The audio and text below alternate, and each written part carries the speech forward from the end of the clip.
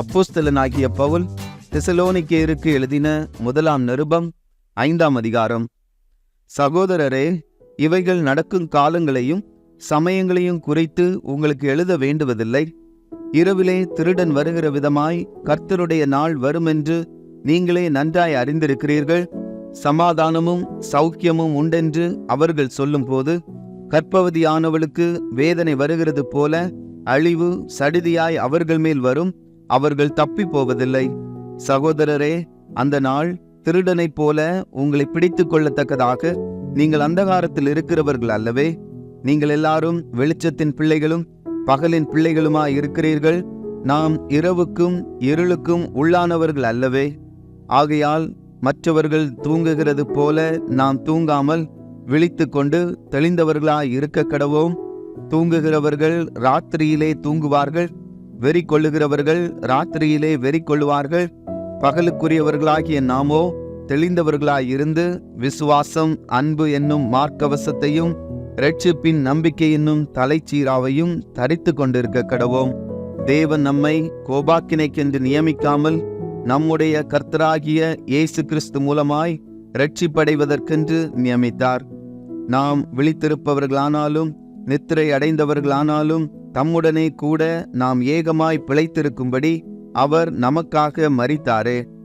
ஆகையால் நீங்கள் செய்து வருகிறபடியே ஒருவரை ஒருவர் தேற்றி ஒருவருக்கொருவர் பக்தி விருத்தி உண்டாகும்படி செய்யுங்கள்.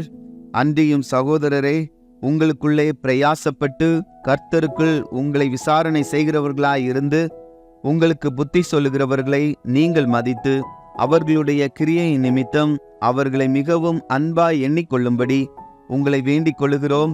உங்களுக்குள்ளே சமாதானமாய் இருங்கள். மேலும் சகோதரரே, நாங்கள் உங்களுக்கு போதிக்கிறது என்னவென்றால், ஒழுங்கில்லாதவர்களுக்கு புத்தி சொல்லுங்கள், திடனற்றவர்களை தேற்றுங்கள், பலவீனரை தாங்குங்கள், எல்லாரிடத்திலும் நீடிய சாந்தமாய் இருங்கள். ஒருவனும் மற்றொருவன் செய்யும் தீமைக்கு தீமை செய்யாதபடி பாருங்கள்.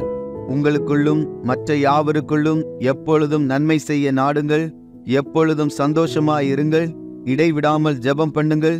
எல்லாவற்றிலேயும் ஸ்தோத்திரம் செய்யுங்கள். அப்படி செய்வதே கிறிஸ்து இயேசுவுக்குள் உங்களை குறித்து தேவனுடைய சித்தமாய் இருக்கிறது.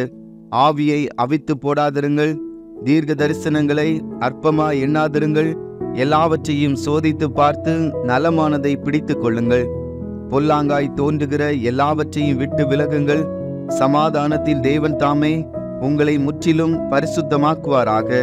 உங்கள் ஆவி, ஆத்மா, சரீரம் முழுவதும் நம்முடைய கர்த்தராகிய இயேசு கிறிஸ்து வரும்போது குற்றமற்றதாய் இருக்கும்படி காக்கப்படுவதாக.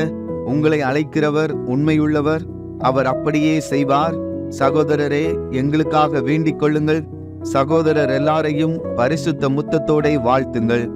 இந்த நிருபம் பரிசுத்தமான சகோதரர் யாவருக்கும் வாசிக்கப்படும்படி செய்ய வேண்டுமென்று கர்த்தர் பேரில் ஆணையிட்டு உங்களுக்கு சொல்லுகிறேன். நம்முடைய கர்த்தராகிய இயேசு கிறிஸ்துவினுடைய கிருபை உங்களுடனே கூட இருப்பதாக. ஆமேன்.